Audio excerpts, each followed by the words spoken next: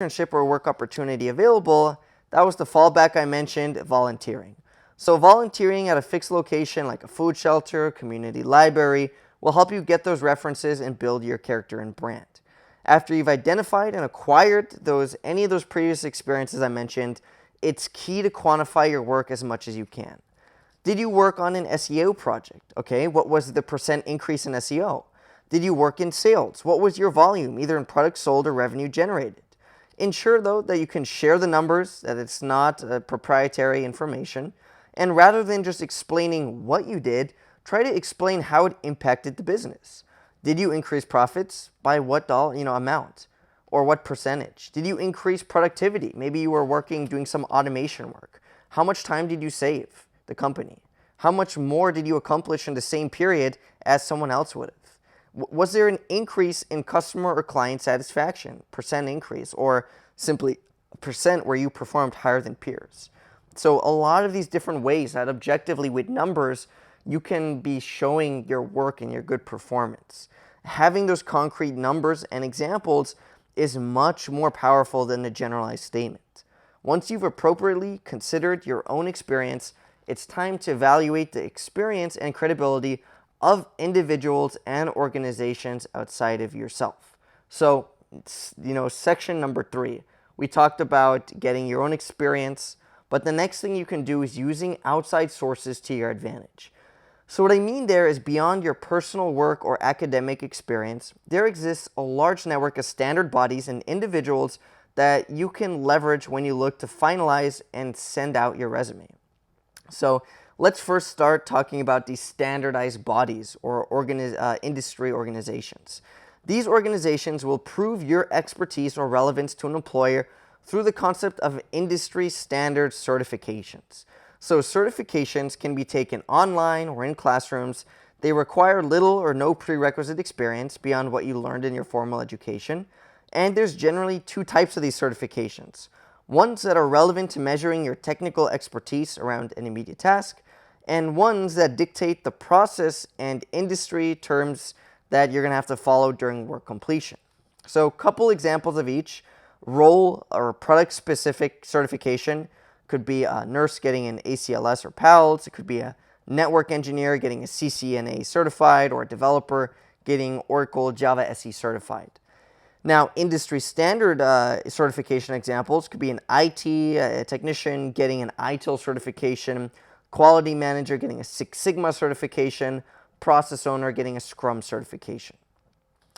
So make sure that when you select one of these certifications, either the role-specific one or the industry one, that the certification body is a well-known organization whose certification actually carries weight. So there are many certification organizations that are just out there to take your money, give you a little PDF certification without really attesting to it in a credible fashion. Make sure to perform quick searches online for your industry, and the keyword certifications will reveal the top credible certification standards bodies. Once you've completed this resume now, it's time to use your network. When you get through the initial stages of an interview, it's common to be asked for references so that an employer can gain first-hand validation of your work ethic, skills, etc. Therefore, be prepared with your references from a previous manager, coworker, teacher, or an academic advisor. If you haven't graduated, now is a good time to ensure that you leave a good impression on your current manager or teachers, and that before you leave the job or class, you ask them if they're willing to be a reference moving forward. As a new grad, your professional network is going to be thin, so don't hesitate to reach out to family and friends for possible opportunities that fit what you're looking for. Begin with family and friends who work in companies and fields relevant to where you want to work, and having an internal referral, keep in mind, is a great way to get an interview. A lot of times at these big companies where your family or friend work, they actually will pay your family member if you get hired. So a lot of incentives to get the referral going. And while networking is extremely important, simply knowing someone is not everything. I've had many individuals turn to me for employment references. The reality is that although I can open the door for them to get an interview, it's their own academic or professional achievements that will land them the job. However, you also never know who will end up where professionally, so you never want to burn bridges. You always want to support those around you. Even if there's someone you haven't agreed with, there's someone you don't think can provide value today, you never know what might happen tomorrow. They might have the next big idea, start their own company, and be a wonderful networking kind of individual that you can rely on in the future. This adage of "it's a small world" is going to ring so true in most industries, as individuals who shift among the large companies usually to continue to run into each other from company to company, job or job. So again, don't want to burn any bridges while you do your interviews or even while you're employed. Now, most importantly, as you begin sending out job applications and going on interviews, remain humble and gracious towards employers. Understand that in any company, you're essentially a guest in the founder's house. A company really has no responsibility or requirement to hire you, and to keep you employed. So every day spent at a job should be justified by your own work and value you provide.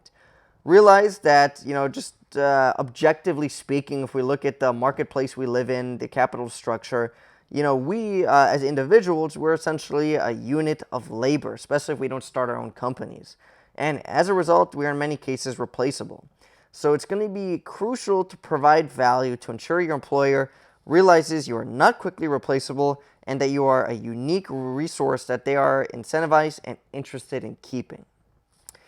Now, say you sent your resumes out, you sent them to those companies that I was mentioning, you put in your resumes those tailored, specific experience points with the numbers that quantify your experience, and let's start saying that you hear back from one company. Now, as you send out those applications, don't just stop because you received, a job offer back or one interview back.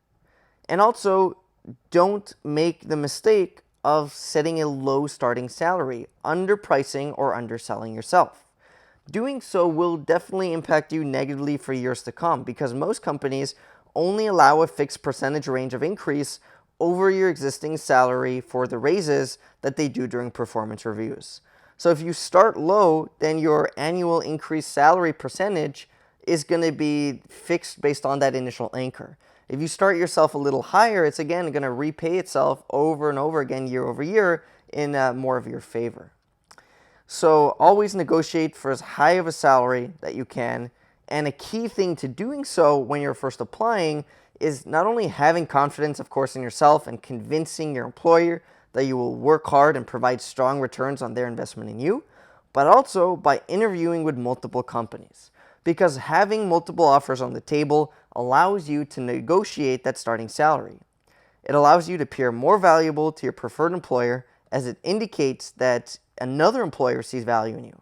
It can help you get an interview at a similar company if you say, hey, I already have an offer, and that especially one that maybe previously would not have considered you.